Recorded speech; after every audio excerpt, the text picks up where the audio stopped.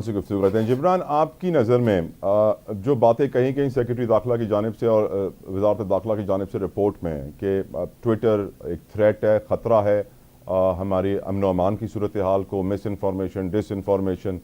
पर जिब्रान, मैं ये सोचने पर मजबूर होता हूँ, ये सारी चीज़ें तो दूसरे प्लेटफॉर्म्स पर भी हैं, वो भी पाकिस्तान में रजिस्टर्ड नहीं है, वो इतना अबाइड नहीं करते जितना हमारे लॉ से।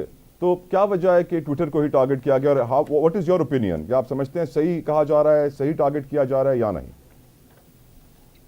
मेरे ख्याल में टारगेटिंग तो बिल्कुल ही सरासर गलत है।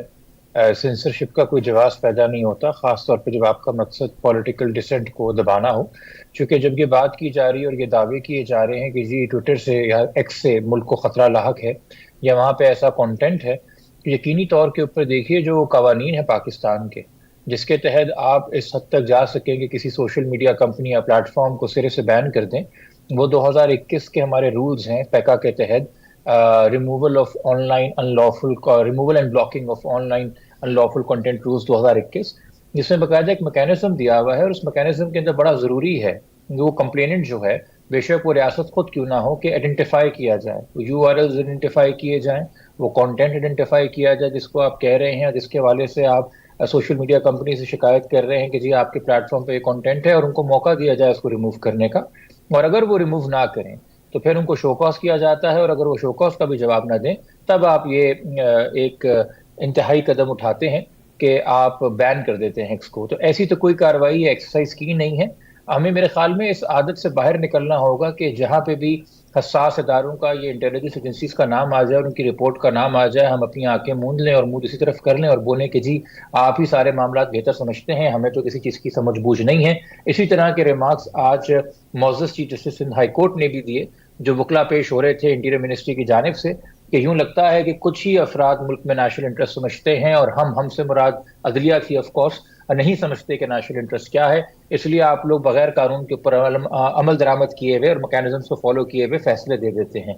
तो इस तरह की रविश को जो है वो कंडेम भी करना चाहिए और उसको रोकना भी चाहिए। और इसीलिए अदालत के अंदर एक नहीं, एक से जायद हाई कोर्ट्स के अंदर पटिशंस हैं, और दरखास्त गुजार यही दरखास्त कर रहे राइट। हैं कि ना सिर्फ हुकूमत के अहकामात को जिनकी वजह से ट्विटर बैन हुआ है इनको कलअदम करार दिया जाए, बल्कि मुस्तकबिल के लिए भी एक फ्रेमवर्क तरतीब दिया जाए जिसके तहत जो ऑलरेडी लॉज हैं उन पे अमल दरामद पे फोकस करवाया जाए इदारों को। Jibran, for example YouTube YouTube के ऊपर इतना कंटेंट है जो इंडिया डालता है, जो पाकिस्तान मुखालिफ है।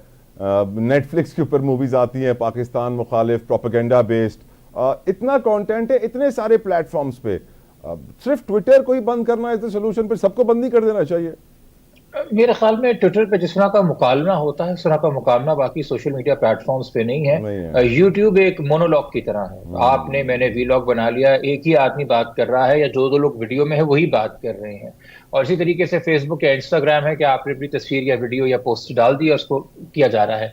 ट्विटर जो है एक डायलॉग को वजूद हम्म। देता है, चूंकि लोग जिस तरह से उस पर कम्युनिकेट करते हैं, जिस तरह उनका मैकेनिज्म और इंटरफेस है। और साथ में ये आपको ये भी पता है कि ट्विटर शायद वो वाहिद जगह है जहां पे मैं एक आम शहरी के तौर पे, चाहे वो इमरान खान हो, गो के वो जेल में है, उनका सोशल मीडिया उनकी पार्टी चला रही है, या वो बिलावल भुट्टो जरदारी हो, वो नवाज शरीफ हो, शहबाज शरीफ हो, मरियम नवाज हो, या वो मुल्क के क्या कहते हैं आर्मी चीफ को मुखातिब करना हो DGI SPR के हैंडल के जरिए, कोई भी आम आदमी कर सकता है। तो इसी तरीके से तारीफ के साथ तनकीद भी कोई भी आम शख्स, कोई भी आम सारिफ जो है ट्विटर का वो कर सकता है। और मेरे ख्याल में यहाँ पे जो पॉलिटिकल डिसेंट है वो डायरेक्टली फेस होती है और डायरेक्टली होते हुए नजर आती है जो भी अरबाब इख्तियार होते हैं। तो मेरे ख्याल में शायद इस वजह से एक्स जो है बड़ी तकलीफ का बायस बनती है। और आप ये भी देखेंगे कि तमाम तर बड़े सहाफी मुल्क के, तमाम तर तजिया निगार, सोशल कमेंटेटर्स, एकेडमिक्स और इवन चैनल्स जो हैं वो ट्विटर के ऊपर हैं। हुकूमत के बड़े अहम ऐलान जो हैं वो ट्विटर के ऊपर होते हैं। तो एक्स या ट्विटर पूरी दुनिया के अंदर, ना सिर्फ पाकिस्तान में,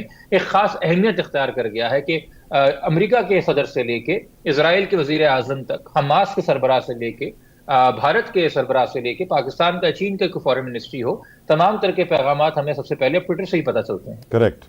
एक और इम्पॉर्टेंट क्वेश्चन है, क्योंकि आप लॉयर भी हैं, माहिर कानून भी हैं। ये बताइए, ये जो कानून में कमीशंस बना दी जाती हैं इन्वेस्टिगेशंस के लिए, फॉर एग्जांपल जी। अभी धरना कमीशन रिपोर्ट आई है, फैजाबाद धरना कमीशन रिपोर्ट।